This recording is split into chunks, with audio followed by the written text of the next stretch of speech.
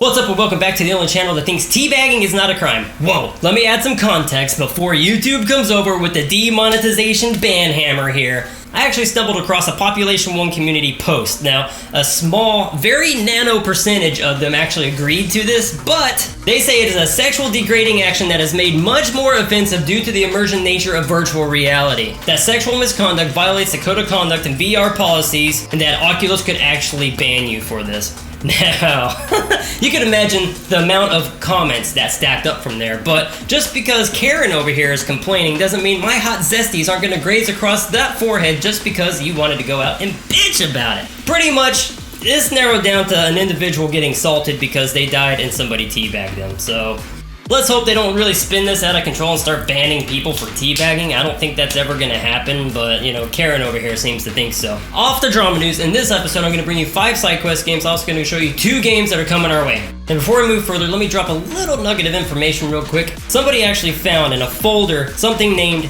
Android Apps for Quest. That kind of confirms that they are actually developing, or they may have developed, or they are testing Android apps for Oculus Quest 2. What kind of apps? I'm not really sure. I'm thinking it's going to be more like Spotify, TikTok, Zoom, shit like that. Possibly we could be getting to Daydream stuff because it's kind of virtual reality. I think you'd have to have an emulator. I don't think the software is quite the same inside of Oculus. If they're actually leaning towards all the games in Android, that would be ridiculous. But I'm pretty sure it's going to be a select few. They're probably going to have to work with Facebook in order to integrate them into it. It opens up more opportunities for Android developers to kind of, you know, reach into the pockets of Oculus as well. So, Sidequest games. If you don't know what Sidequest is, you are missing out. You need to get Sidequest if you are a Quest 2 user. That's just, it expands your library. App Lab is actually on here. If you don't know what App Lab is, then you're living under a rock. But no, really, App Lab is where they do early access, beta testing, alpha testing, before they actually release it onto the Oculus platform. So before you have the standalone feature in your VR where you're clicking on shit and you're like, oh, this game looks cool, this is the program before that. First one up is Warlords. Now, Warlords is pretty much a Western version of Super Hot. If you've played Super Hot, yeah, you know what I'm talking about. This is the Western version of it. This is a, hey y'all and hee-haw, a shit-kicking good time. Pretty much, you're gonna be the brother cousin gunning down other brother cousins. They say this is a 1v1 multiplayer shooter that approaches bullet time combat in a whole new way. The bullet time combat, from what I see, is a lot like Super Hot's, only you can't reload in the middle of the projectiles shooting at you. You got just what is in your clip. So if you're out of bullets and shit's flying, you're, I guess, move out of the way and then try to reload? For all you basement dwellers out there, this is a dungeon crawler. I'm getting very Mad Trove vibes on this one.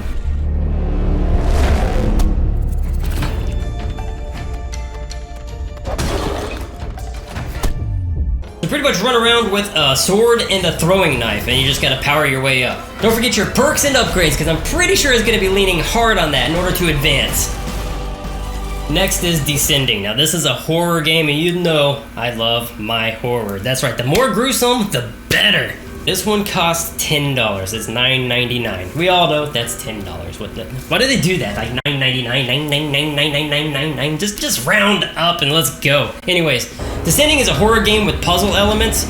You are playing as a new homeowner and you're discovering that there is a curse on your house. Now you're trying to discover everything you can in order to break the curse. This game is right up my alley of what I like on a horror game. It is very Amnesia-like. If you're just looking at the trailer, I get very Amnesia vibes from this for sure. I don't know exactly how this is gonna draw out, but I guess you're gonna find out the ghost that hunts you when you're taking a dump or something, or somebody who keeps stealing your toilet paper when you go to wipe. Next up is another one that costs $9.99. This is Sport Mode.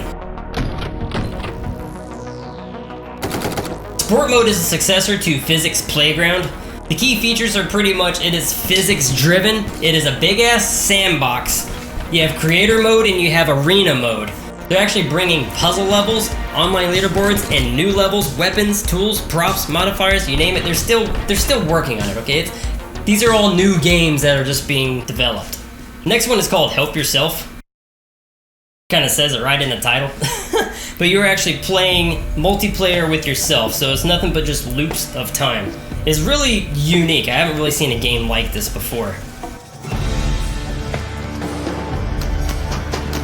You solve action-packed puzzles by cloning yourself and playing around with time. It was like a me, myself, and I type game, 3 different people. You gotta be your own best teammate. Every action you perform in Time Loop is precisely replicated by a clone of you in the next loop. So you have to cleverly plan ahead and cooperate with your clones across multiple timelines. Just judging on the game trailer and watching how it just vastly intensifies, I'm definitely going to be playing this one. I'm dropping the links right down there in the description for all the lazy people who don't want to go searching for this. Just click on there and you can actually download it. I saved you the time, the pain, the agony. No searches. Click and go. So that's it for the 5 Sidequest games. Let's move on to the 2 upcoming arrivals. Alright, Larcenauts. This looks very Valorant in VR, like Overwatch. Target is marked. Larcenauts is a new title from Impulse Gear. It is a sci-fi shooter. I guess I'll kill you now. The drone is down. This is a team-based multiplayer hero shooter with vibrant art style and multiple character classes. Again, very Valorant. Very Overwatch, very Paladins, very Valorant, very awesome. I want my hands on this pronto. This is actually going to release in summer. They don't have a minute, hour, day, time, just the summer of 2021. Could be the end of summer, could be the beginning of summer, could be in the middle of summer, towards the end. They didn't really give us much other than here's a breadcrumb, chase it. But I am super stoked for this one, actually. I'm gonna, as soon as I get my hands on it, I'm gonna play the shit out of it. It's pretty much like Population 1. As soon as I got my hands on it, I just played the shit out of it. And watch out, Karen, my nuts are swinging your way. Another one for summer is going to be Lone Echo 2. Now, I know a lot of people have been looking forward to this one. I didn't actually get to play Lone Echo 1. I probably should. I have access to it now. Lone Echo was actually set aboard a space station orbiting Saturn. This game actually allows players to move in 0 gravity by grabbing and pushing off the environment. Captain Olivia, Rhodes, and Echo 1 Jack, the player-controlled android, find themselves 400 years in the future. They discover they are aboard a mysterious space station and seems to be abandoned. Liv and Jack must solve the mystery of this future space station if they want to find their way home. That wraps up this episode. Don't forget to drop a comment if you like this shit, and I'll see you guys next time. Peace out till then.